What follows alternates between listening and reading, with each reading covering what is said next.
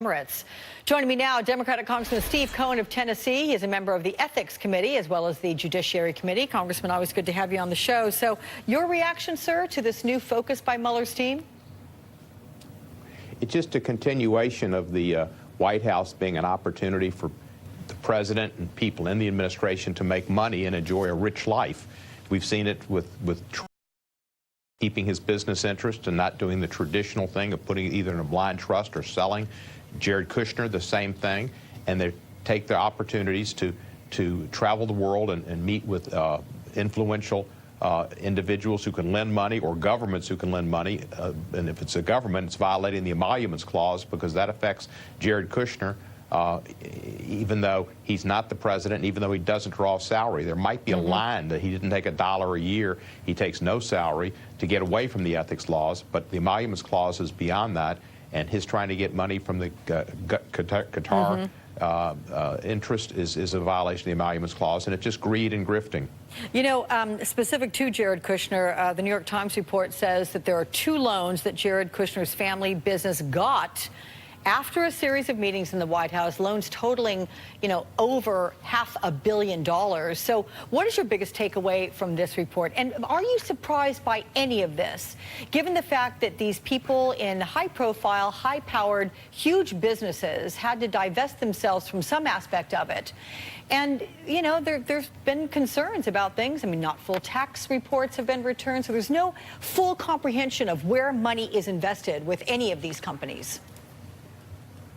Well, the entire Trump administration is rife with conflicts of interest and alien type of activities that aren't typical for American presidents. Not releasing your tax returns, not divesting yourself of your businesses, allowing people to continue to operate without security clearance.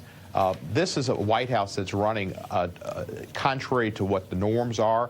It's not anything that people should go, well, we wanted to shake up and change the swamp. It's the creation of the swamp. This is the swampiest of all. This is right down there in Okeechobee. What about your committee, or the committee? Can you do anything about this, the Ethics Committee or Oversight Committee?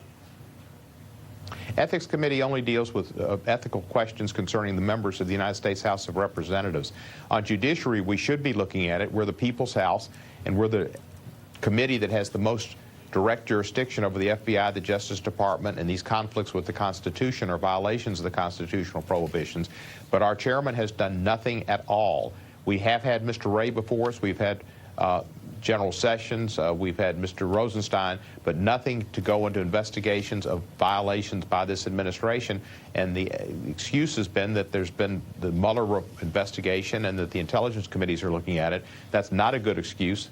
The House Judiciary Committee should be having investigations into violations of the Emoluments Clause and into conflicts of interest and ethical concerns going on at the White House. Our country's under attack from Russia.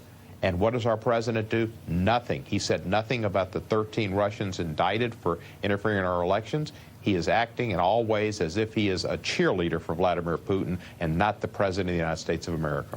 What about Kushner's interim security clearance? I know you've been among those to express some pretty serious concerns about that. Are you at ease somewhat because John Kelly has downgraded his security clearance?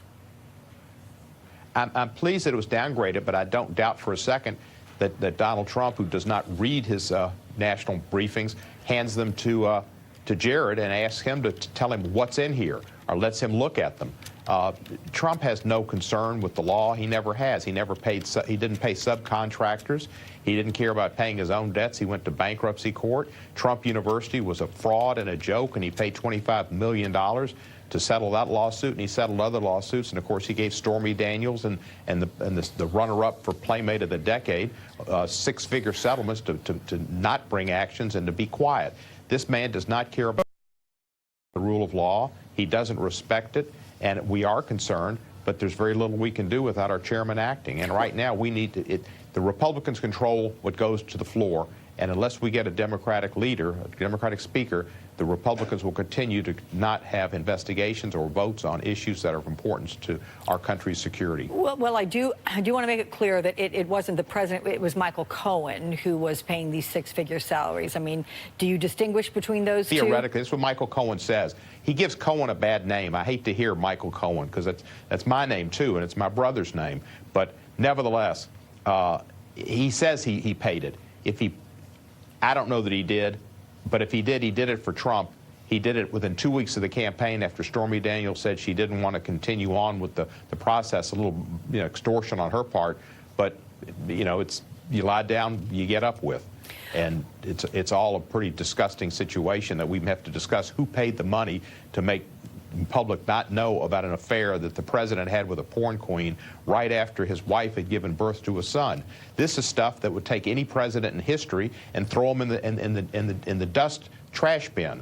And with this president, they want to give him a mulligan. The evangelicals want to give him a mulligan. Everything's about golf. Some things should be about morality and principles and your vows of marriage. It's unfortunate that we have to have those conversations, but I will say for the president's part, he's denying any association with these women. Look, last question quickly. We're almost out of time here. I want to get your take. Lenny Bruce denied it all, too. I want to get your take on... I want to get your take on the Washington Post report, whether anyone had direct knowledge the president would be making his announcement on the steel tariffs. What do you have to say about that? In fact, that Carl Icahn, there was the SEC filing. He made a boatload of money by selling a bunch of his stock that way. The president talks to people. He talks to Icahn. He likes people who have money. It's your net worth that means something to him, not your intelligence, because if it was intelligence that meant something to him, he wouldn't be talking to himself. And he does talk to himself. He said, talked to himself and said something about this Comey guy. We need to get rid of him. There's no question Icahn, well, there's a question, but there's a likelihood Icahn had information on the inside to make that sale of steel stocks. And that's not going to come off. That's going to hurt the American economy, and it's going to cost consumers lots of money. That we have to say is speculation at this point, no proof of that. But as I said, unfortunately, I'm out of